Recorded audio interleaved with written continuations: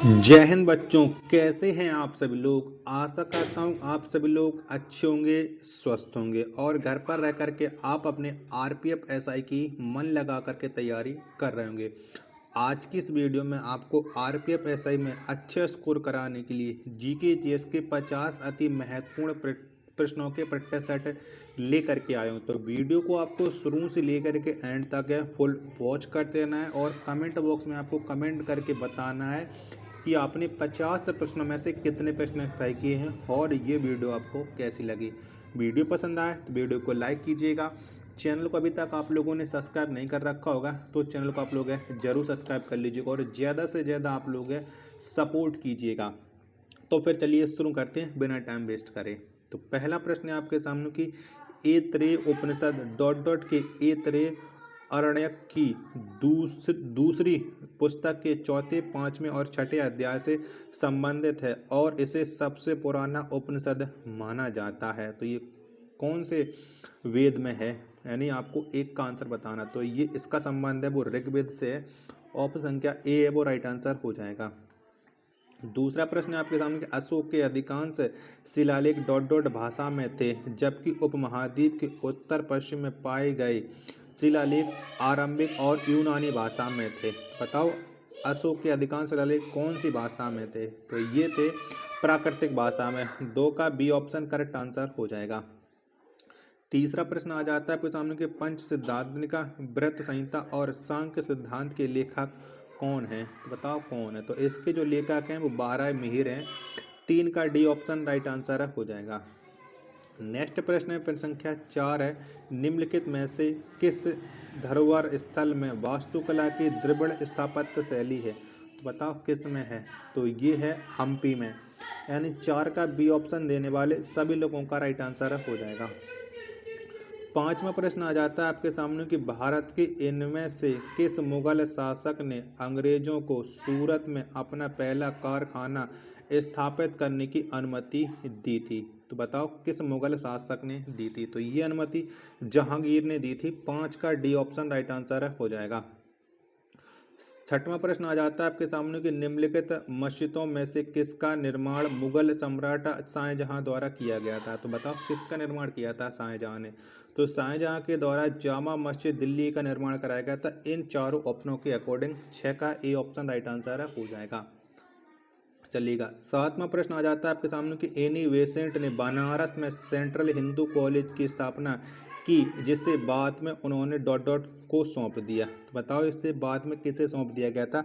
Central Hindu college को। 7 का answer आपको देना है। तो ये मदन मोहन मालवीय को सौंप दिया था। 7 का डी ऑप्शन राइट आंसर हो जाएगा।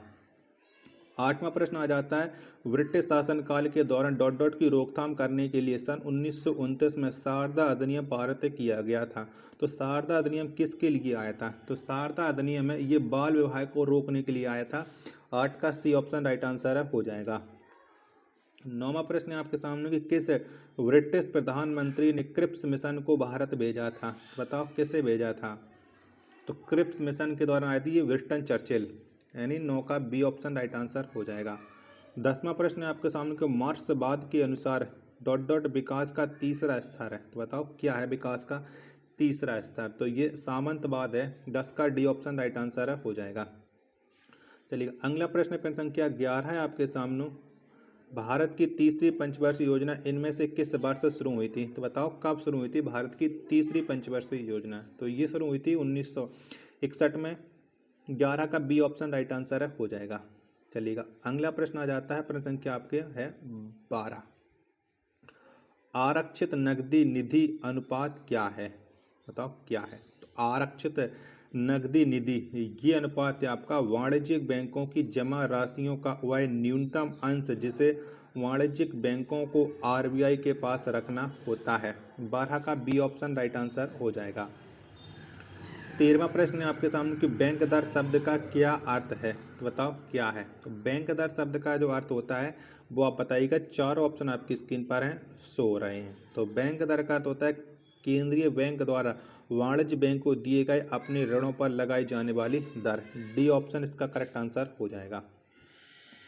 14वां प्रश्न है आपके सामने कि अधिमांग के परिणाम स्वरूप क्या होता है।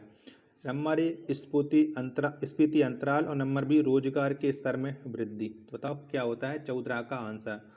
तो केवल ए ये होता है जो आपका ऑप्शन क्या ए। तो इसका केवल बी वाला राइट आंसर हो जाएगा, बी वाला विकल्प।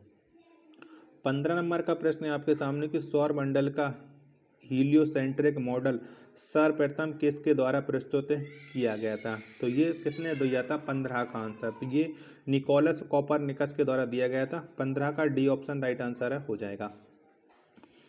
16वां प्रश्न आपके सामने आ जाता है कि देशांतर और अक्षांश के बारे में इनमें से कौन सा कथन गलत है। तो बताओ कौन सा गलत है। तो देशांतर और अक्षांश के बारे में इनमें से जो गलत है वो देशांतर कभी भी एक दूसरे को प्रक्षेपित नहीं करते हैं, यानी 16 का ए ऑप्शन राइट आंसर हो जाएगा। चलिएगा 17वां प्रश्न आ जाता है आपके सामने कि इनमें से कौन सा भूमध्य सागर में स्थित सबसे बड़ा द्वीप है। तो बताओ कौन सा द्वीप है भूमध्य सागर में सबसे बड़ा। तो ये सिलिली है, यानी 17 का सी ऑप्शन देने वाले सभी लोगों का राइट आंसर हो जाएगा। 18वां प्रश्न आ जाता है कि सुएज नहर जो वाणिज्य के लिए अत्यंत महत्वपूर्ण है निम्नलिखित में से किस देश में बनाई गई थी। तो कौन से देश में बनाई गई थी सुएज नहर। तो सुएज नहर को मिस्र में बनाया गया है। 18 का ए ऑप्शन राइट आंसर हो जाएगा। 19वां प्रश्न है आपके सामने कि मधेसी समुदाय के लोग कहाँ के निवासी हैं। तो मधेसी समुदाय के जो लोग हैं ये निवासी हैं नेपाल के, यानी 19 का सी ऑप्शन देने वाले सभी लोगों का राइट आंसर हो जाएगा।